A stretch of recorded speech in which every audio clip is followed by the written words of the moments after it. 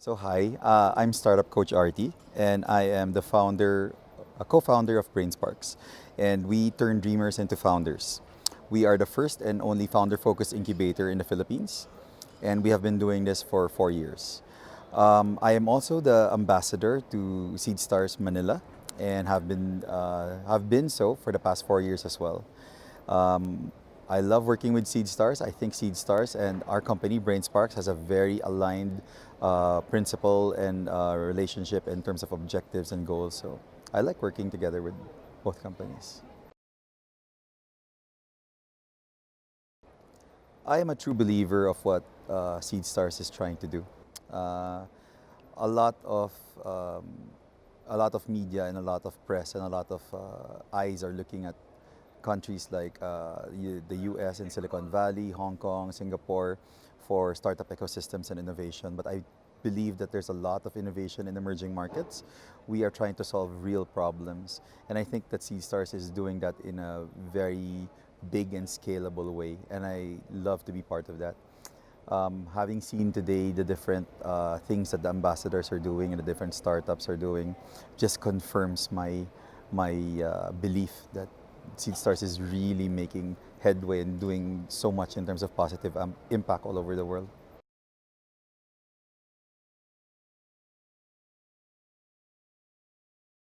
One problem that I always see from startups when they try to come up with an investor pitch is that they forget that it's a dialogue. They always craft their pitch as a one-way form of communication, meaning they're trying to tell the investor something. But they forget that they also need to address what are the investor's needs and wants. Why should the investor invest in you? They always tell the investor why they should invest in the startup or in the company, but they should also be talking about what is the return to the investor in terms of either social impact or maybe even in terms of financial gains. It should always be something that they should always look at it as a two-way street, meaning they always have to see that they have to care about the investor just as much as the investor cares about them. The other thing that I always see is that it's always too much of a hard sell, meaning they always try to push the agenda of the startup without thinking about the impact in society in general or as a whole. So I think that is something that they should be more perceptive of, I guess. Another problem I see that startups have when coming up with investor pitches, they try to say too many things, or they try to say too much and try to do too many things. The best pitches are very, very simple, very, very easy to understand. And it should be focusing on one or two things that you are really trying to do, problems that you're really trying to solve. And sometimes the founders think that they should try to include as much information as they can in the pitch. And that is a mistake. In fact, what they should be focusing on is the minimum amount of information that answers the question and gives clarity, but at the same time is open to asking questions.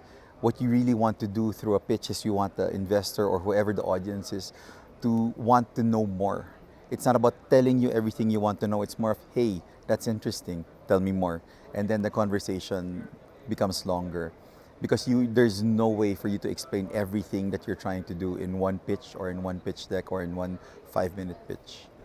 Lastly, one of the things that I kind of really hate is that startups always believe that there's one pitch for everyone. And again, that is a mistake. A pitch will always change depending on who you're pitching to. So depending on the audience. Even if it's an investor, two different investors may have two different needs and wants or investment thesis or investment portfolio. So you really have to cater or customize your pitch to whoever you're pitching to. Um, Not doing so just shows me that there's a lack of commitment and a lack of hard work in terms of the startup trying to really close that pitch. An investor startup relationship is very, very intimate, which is why the ask and the story should also be as intimate and as customized. So those are the things that I think are important not to forget when crafting a pitch.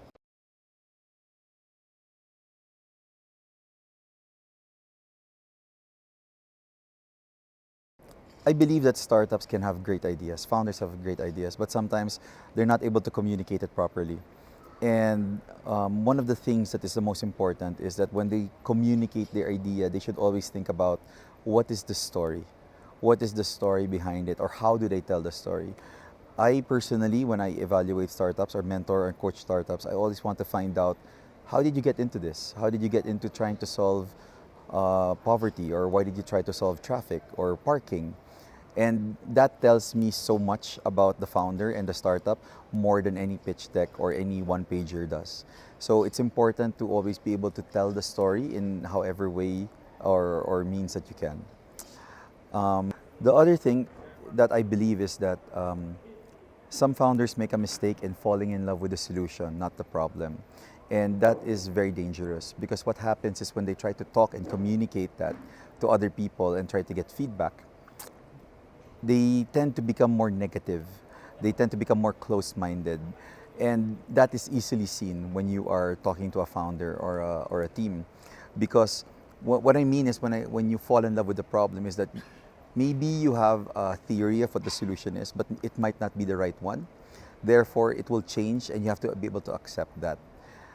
Some founders, you can see that when you try to give them feedback, they're very close-minded, and when I see that, I automatically know that the startup probably will not succeed just because the founder is not open to this kind of feedback, which is why you're not able to communicate that problem properly because you don't understand it well enough, because you're too focused on the solution rather than the problem.